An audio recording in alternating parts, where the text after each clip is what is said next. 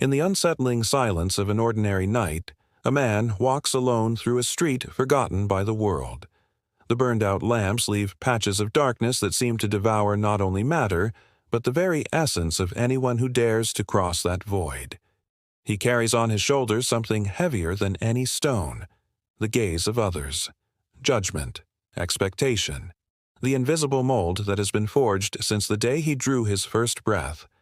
And there, on the thin line between what they told him he was and what he suspects he could be, arises the question that tears flesh, mind, and spirit apart.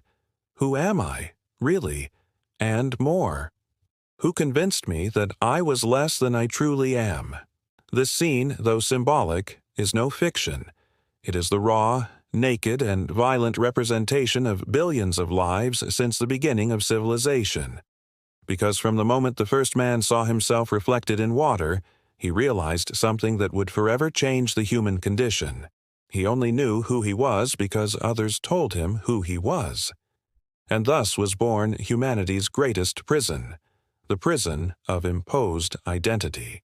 The world never told you this, but every society is built not upon absolute truths, but on carefully crafted narratives, often designed to domesticate, tame, and control. The French philosopher Michel Foucault dedicated much of his work to exposing how power systems, through discourse, institutions, and norms, shape what people believe is their own identity. You don't notice it, but the gaze of others sculpts you like a chisel to stone. Since childhood, you've been conditioned, domesticated, and framed. You are this. You can't do that. That's not for you. Be well behaved. Don't speak like that. Don't act this way. And each one of these subtle commands disguised as care slowly built a cage around you. A golden cage, perhaps, but still a cage. The psychoanalyst Jacques Lacan dove deep into the abyss of the unconscious and revealed something even more disturbing.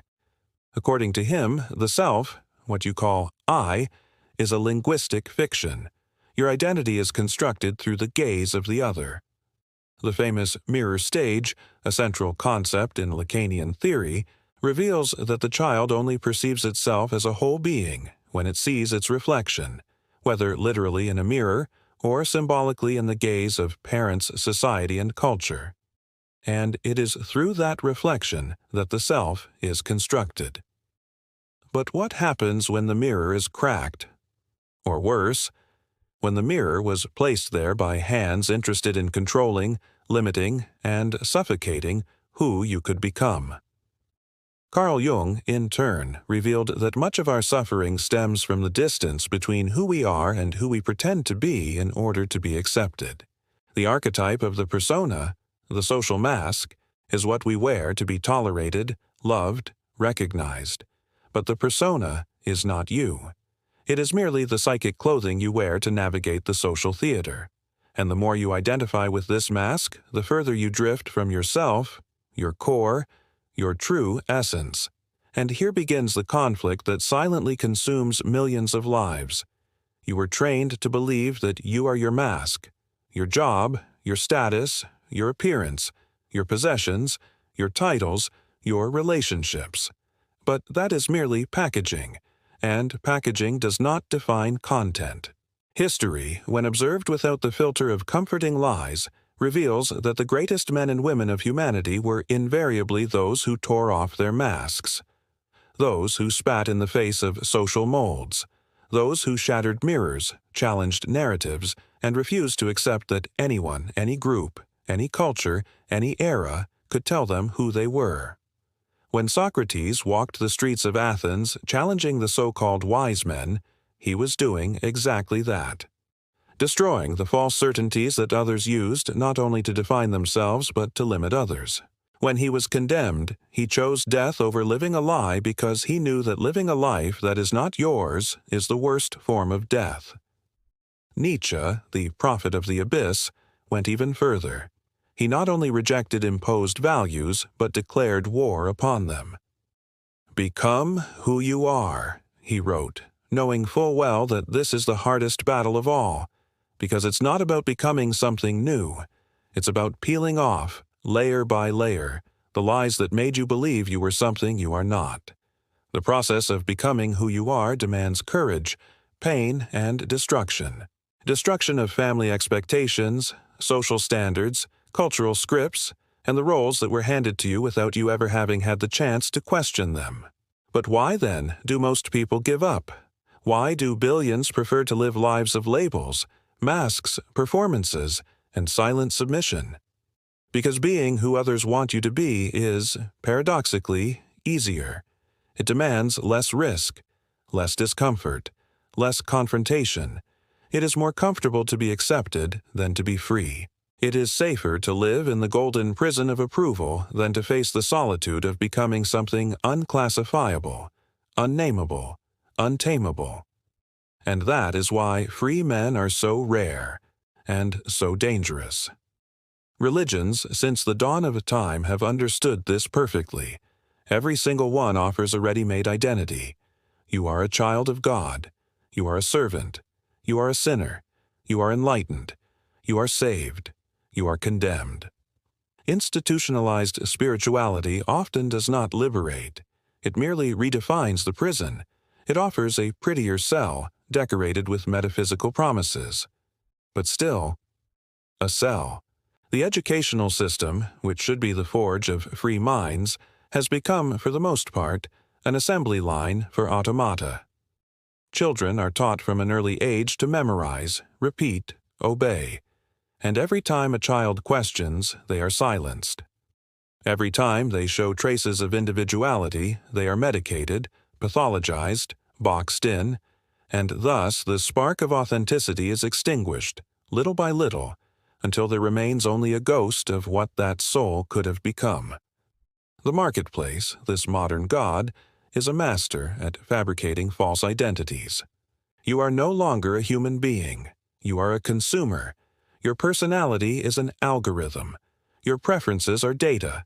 Your choices are manipulated. Your desires are programmed. And, without realizing it, you begin to desire what you never truly wanted, to love what you never truly chose, to dream the dreams that someone, sitting in a dark room, designed for you because they knew exactly which button to push in your mind.